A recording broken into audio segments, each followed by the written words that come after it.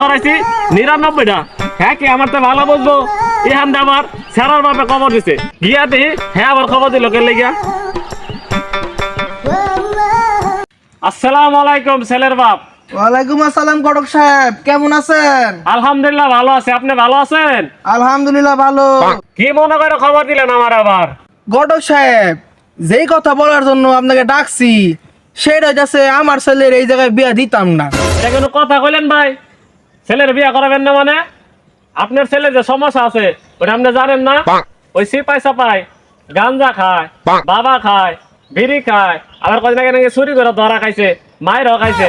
এই পোলা লাগে তো সমাজে মুখ দেখাইতে পারেন না, এই চেহারার মধ্যে চুনকালি পড়তেছে। এটা ভালো মাইয়া এই জায়গায় বিয়া করান সব থেকে ভালো হইব।